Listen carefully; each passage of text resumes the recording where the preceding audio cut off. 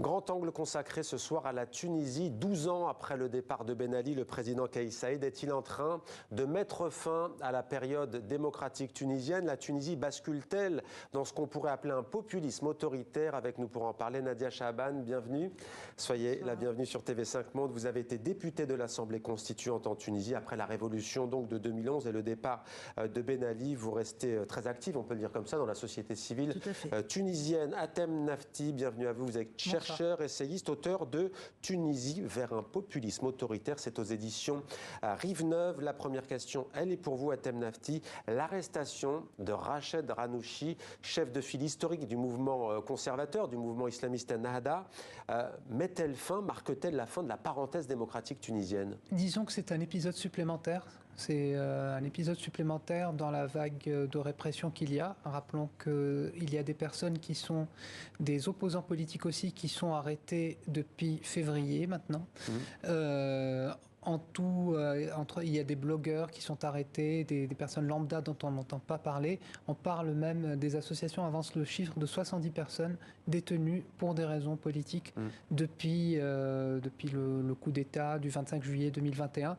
Donc Rached Ghannouchi a une aura internationale, une stature internationale, mais le cycle de répression, il a commencé, en tout cas il s'est vraiment aggravé le 11 février quand il y a eu ce coup de filet touchant des personnalités de l'opposition qui sont poursuivies pour des motifs délirants de terrorisme, enfin qui sont accusés de terrorisme, d'atteinte à la sûreté de l'État, de complot, etc. Donc Rached Ghannouchi, ce n'est qu'une étape supplémentaire. C'est juste accessoirement le chef du Parlement dissous et le chef des islamistes. C'est pour ça que ça a eu un retentissement, mais en réalité non. La répression est déjà là. Nadia Chaban, vous avez manifesté ce week-end à Paris. On a entendu libération des prisonniers politiques. On a l'impression d'être revenu, d'avoir fait un bond en arrière de 12 ans. Nous-mêmes, on avait l'impression de renouer avec l'avant 2010-2011. Donc, effectivement, ça donne un sentiment un peu amer quand on se retrouve dans cette situation. Et Hat m'a bien fait de rappeler que les inconnus sont plus nombreux à être arrêtés aujourd'hui et on n'a pas un recensement réel parce que toutes les contestations aujourd'hui, toutes les expressions d'une opinion divergente ou toute revendication est accueillie par une arrestation pour une bonne partie. Mais comment qualifieriez-vous la situation aujourd'hui? Est-ce que c'est une dérive autoritaire? Est-ce que c'est un président élu, rappelons-le démocratiquement, qui finalement bascule dans une sorte de populisme autoritaire? C'est le titre du livre d'Atem Nafti. Tout à fait. Là, on est dans un basculement dans quelque chose qui se rapproche plus d'un régime autoritaire.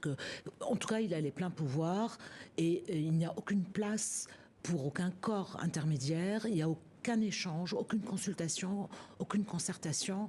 Je veux dire, si je vous donne en deux chiffres la Tunisie aujourd'hui, c'est quand même les 18-25 ans à plus de 38% au chômage. Le taux de chômage national, il est à plus de 16%. Ça fait 4 ans qu'il est au pouvoir. La question sociale et économique, qui sont le réel problème du pays, ne sont toujours pas... Ouais, on a vu dans la première partie ces jeunes Tunisiens qui partent au péril de leur vie. Il n'y a pas une once ou une pointe d'une mesure. On n'a rien entendu et rien vu. Et aujourd'hui, on est quand même sur quelque chose d'extrêmement dramatique. Il y a une première ministre, on aurait tendance à l'oublier, Najla Bouden. Je vous pose la question parce qu'on ne sait pas aujourd'hui quelle est... La Tunisie est une république, il n'y a plus d'Assemblée nationale? Alors, il y a une Assemblée nationale qui a été élue entre décembre et janvier donc 2022-2023. C'est une Assemblée avec des pouvoirs infiniment plus restreints que ceux de l'Assemblée qu'on a connue. On était dans un régime prédominance parlementaire, on est dans un régime ultra-présidentiel. Parler du Premier ministre, ça m'a fait sourire parce qu'effectivement, on est dans un régime où le président décide et la Première ministre ne s'est jamais, par exemple, exprimée devant la presse nationale. C'est le président qui décide. On a aussi une sorte de dissonance et de divergence entre un gouvernement qui continue en réalité à négocier avec le FMI, qui continue sur la trajectoire néolibérale de tous ses prédécesseurs, et un président aux accents un petit peu souverainistes, altermondialistes, mais en réalité le gouvernement ne peut rien faire sans l'aval du président. C'est vraiment lui qui décide et c'est une assemblée, l'assemblée qui a été élue, c'est une assemblée croupion. Mais quand il est arrivé en 2019 au pouvoir, quand il a gagné, je le rappelle, dans les urnes, Kais Saied, il avait été plutôt bien accueilli. J'ai le souvenir d'avoir été en Tunisie à cette période-là. J'ai entendu des voix de la révolution tunisienne dire, alors il y avait un oui mais comment expliquez-vous que l'homme finalement qui a été accueilli plutôt positivement se retrouve aujourd'hui finalement comparé parfois, disons-le, à Ben Ali? Moi, j'ai pas fait partie. C'était pas votre cas, ouais. C'était pas mon cas et j'ai pas fait partie des gens qui ont applaudi. Mais les deux candidats n'étaient pas à applaudir. Hein. D'ailleurs, en 2019, c'est un vote par défaut, hein, Kais Saied. Ouais. C'est pas un vote par adhésion. Parce que il faut voir le résultat du premier tour. Parce que si on compte sur le deuxième tour, il avait en face une espèce d'un personnage qui représentait l'arrière-pays, Sidi Bouzid. Il faisait des discours à Sidi Bouzid où il était applaudi par les jeunes. On disait, voyez, ce n'est pas le président des intellectuels du littoral tunisien. Il a joué sur ça? Il a joué là-dessus, mais il est surtout ultra-conservateur. Et pas du tout clair sur le plan de la séparation du politique et du religieux, parce qu'il a lui-même instrumentalisé la religion et certains observateurs disent mi-Chavez, mi-religion. Quand il vous sort Omar al-Khattab comme étant son leader, je veux dire, on est quand même sur quelque chose qui se rapproche plus du salafisme ou de la vision, en tout cas, un peu religieuse de la société, quoi. Je veux dire, et c'est pas du tout quelqu'un qui a une vision progressiste ni une vision égalitaire de la société. Il parle jamais de justice sociale. Il parle d'équité. Il parle pas de. Il y a un tas dans tous les termes qu'il emploie n'ont rien. N'ont rien à voir avec les acquis de la Révolution, en tout cas les griefs qui étaient reprochés à l'époque. En 4 ans, il aurait pu faire initier une révolution fiscale pour mettre du partage équitable, comme il n'arrête pas de dire. Il ne s'attaque pas à ça. Ouais. Il ne s'attaque pas au vrai. Alors j'aimerais parler avec vous aussi de ce qu'ont beaucoup dénoncé les Tunisiens, c'est l'arbitraire notamment sous Ben Ali, l'État policier. Récemment, il y a, j'ose dire un fait divers, mais en tous les cas une affaire qui a bouleversé en Tunisie. C'est un footballeur professionnel qui est mort après s'être immolé par le feu. Pourquoi? Parce qu'il n'en pouvait plus, dit-il, des pressions policières. Regardez ce récit signé Lola Colomba. Éploré et en colère, des centaines de personnes portent le cercueil de Nizar Issaoui. Au pied de sa maison de famille, il hurle « Nous nous sacrifierons pour toi avec notre sang et notre âme ». Cet ancien footballeur professionnel âgé de 35 ans s'est immolé par le feu.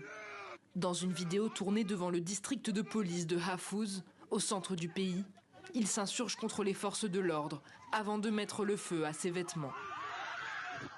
Brûlé au 3e degré, il est transféré à l'hôpital de Tunis avant de succomber à ses blessures. Nizar Issaoui aurait eu une altercation au marché avec un vendeur de bananes qui pratiquait le double du prix fixé par l'État. Révolté, il se rend à la police pour porter plainte. Au commissariat, on n'a pas voulu l'écouter. Les policiers ont écouté l'autre partie. Aucun agent n'a voulu l'écouter, ni le commissaire, ni l'inspecteur, personne. On l'a accusé de terrorisme. Une affaire de terrorisme car il a défendu les pauvres.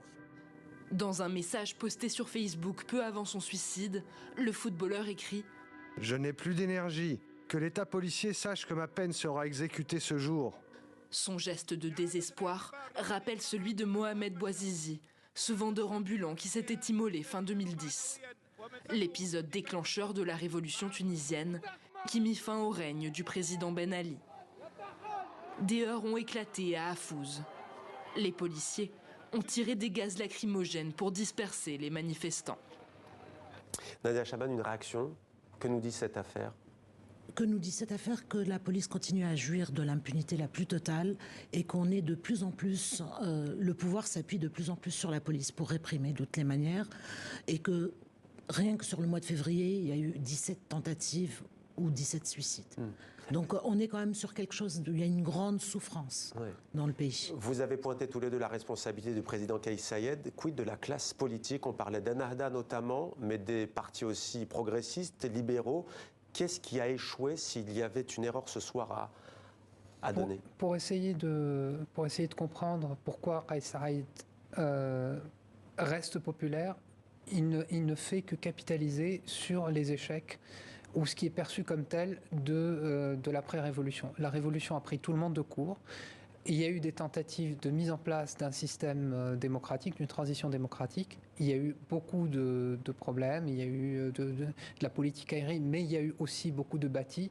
On a érigé, ou on a tenté d'ériger un système démocratique. Ça s'est fait au détriment, malheureusement, de la question sociale qui n'a jamais été adressée. Alors, quelles sont les forces contre-révolutionnaires ? Vous dites, une partie des élites n'a jamais accepté la liberté, la libération, après le départ de Ben Ali. Qui sont ces élites ? Absolument. Alors, c'est des élites qu'on retrouve partout, c'est-à-dire des élites administratives qui ont été... On a un État qui a été architecturé... Un État profond, comme on dit ? J'aime pas le terme, mais enfin, en tout cas, c'est pas forcément péjoratif dans ma bouche. Il faut savoir que l'État tunisien a été conçu...